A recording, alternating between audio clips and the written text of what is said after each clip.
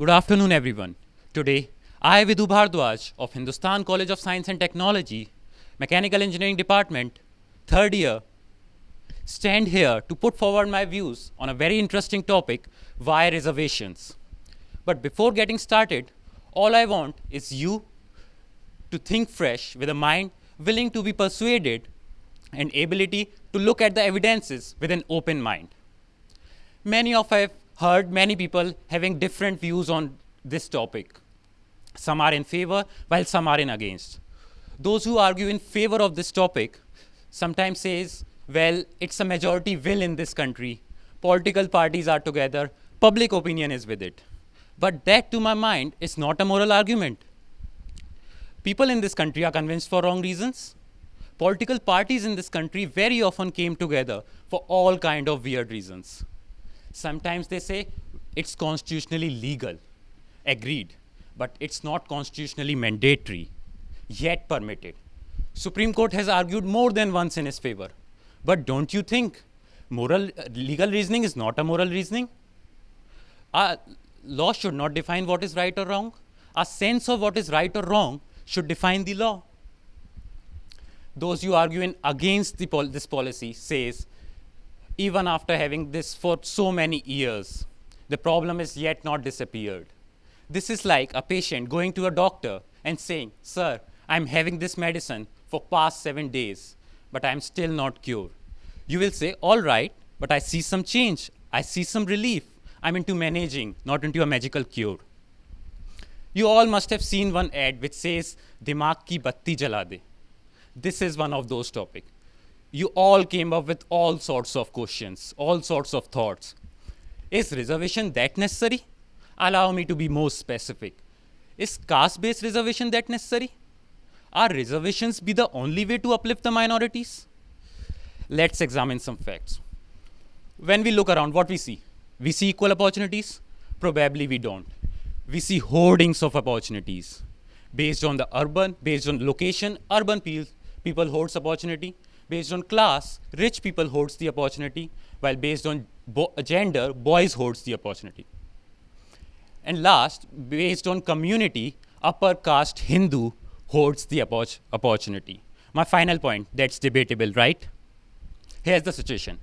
According to the NSSO reports by the government of India, what percentage they share in population?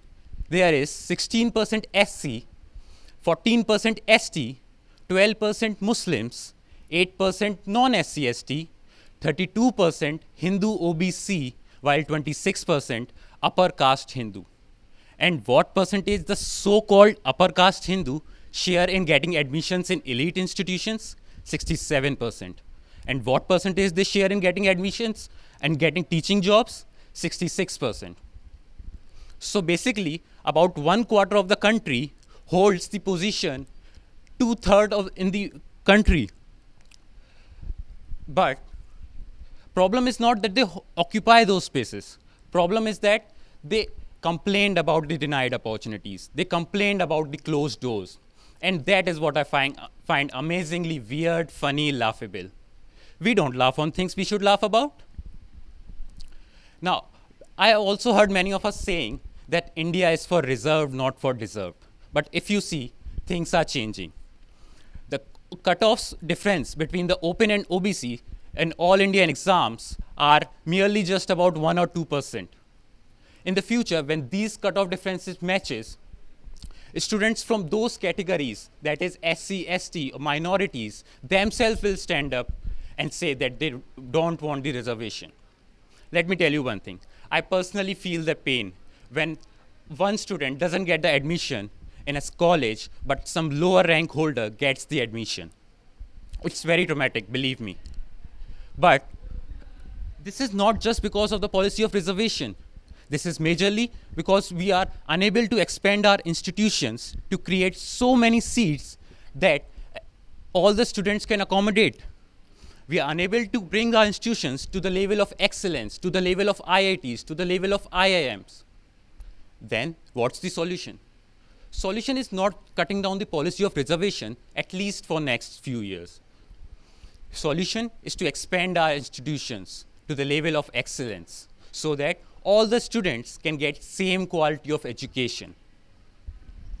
We need to find solutions for that. One more is fine-tuning reservations. And what is this? This occupies that exclusion of creamy layer over the backward caste. One more thing, intergenerational benefit should be avoided. That is, if one generation of the minorities gets the benefits, then his or her successors should be avoided of getting that, right? At last, I just want to say that reservation is not something we should be proud of. There's need to finding a solution. But what will be the solution? Don't you think instead of asking the questions why reservations, we should be asking why this caste system? Instead of asking questions when this reservation would end, we should be asking when this caste system should be end. Think about it. I will leave the choice by you. Thank you very much.